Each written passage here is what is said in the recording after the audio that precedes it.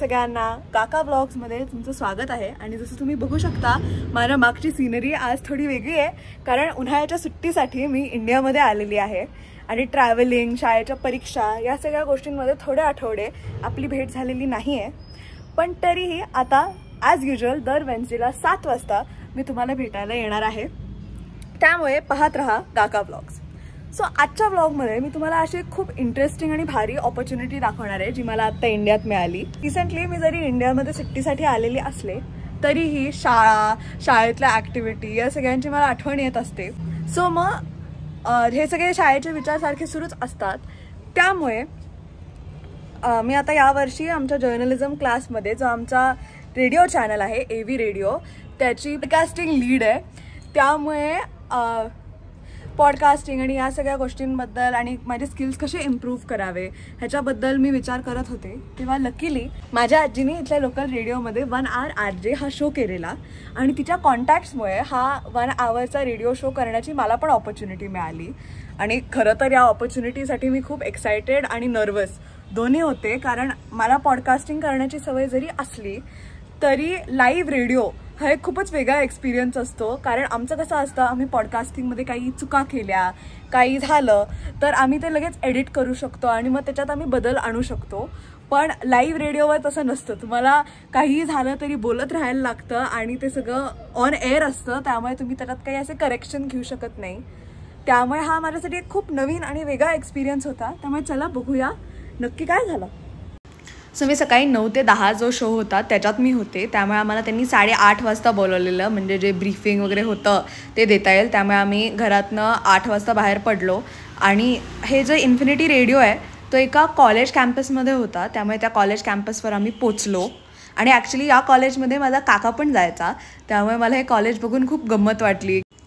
ते कॅम्पस पण खूप असं छान होतं आणि मी आई आणि आजी यांच्याबरोबर गेलेले, त्यामुळे मला मॉरल सपोर्ट होता त्यांचा। सो हे आम्ही असे वरती त्या स्टुडिओवर चाललेलो आहोत जे 5th फ्लोअरवर होतं आणि हा आहे त्यांचा साईन। सो आम्ही स्टुडिओमध्ये पोचलो आणि त्यांचा खूपच छान असा स्टुडिओ होता, जिथे त्यांच्याकडे एडिटिंग रूम, रेकॉर्डिंग रूम आणि जी लाईव्ह एअर रूम आहे हे सगळं होतं। आणि अशा आम्ही तिथे पोचलेलो आणि मग आम्ही थोडा वेळ तिथला जो RJ होता विराज दादा त्याच्याशी खूप गप्पा मारल्या आणि हा शो कसा असणार आहे त्याच्याबद्दल मी खूप ऐकलं। सो ही होती त्यांची एडिटिंग रूम। त्याच्यानंतर त्याच्या शेजारीच होता एक प्रोडक्शन स्टुडिओ जिथे जे रेकॉर्डेड सगळ्या गोष्टी आहेत त्या होतात। आणि त्याच्यानंतर हा होता ऑन एअर स्टेशन जिथे मी बसलेले, ज्या आमचा शो होत होता। अशा त्यांचे जे सर्टिफिकेट आणि ट्रॉफी होते ते पण ठेवलेले।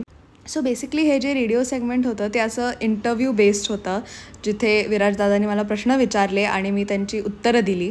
आणि ही जी आपल्या चॅनलची थीम आहे की the life of an Indian teenager in America, त्याच थीमविषयी आम्ही बोललेलो। सो रेकॉर्डिंग सुरू व्हायच्या आधी आम्ही ब्रीफली थोडे पॉईंट्स डिस्कस केले।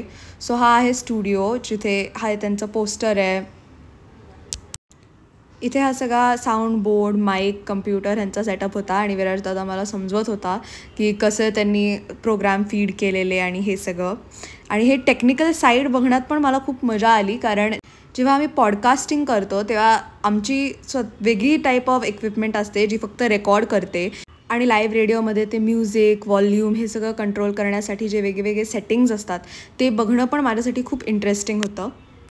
सो हे असं सगळं ब्रीफिंग वगैरे झाल्यानंतर आमचा शो सुरू होता। आणि ॲक्च्युली आधी सुरुवातीला मी थोडी नर्वस होते, कारण पहिल्यांदाच असं काहीतरी करत होते, पण स्लोली इतकं कम्फर्टेबल वाटायला लागलं, कारण तो एक कॉन्व्हर्सेशन बेस्ड पॉडकास्ट होता। आणि खरंच विराजदादांनी मला इतकं छान सगळं एक्सप्लेन केलं आणि त्यांनी प्रश्नच इतके छान विचारले की माझ्यासाठी उत्तरं देणं हे खूप इझी होतं आणि ते असं खूप कॅज्युअल कॉन्व्हर्सेशनसारखं वाटत होतं। त्यामुळे तो जो सगळा फिअर होता की पहिल्यांदा लाईव्ह रेडिओवर आहे वगैरे, तो सगळा फिअर हळूहळू थोड्या वेळाने जायला लागला। आणि हा 1 तासाचा शो इतका पटकन कसा गेला हे मला कळलंच नाही।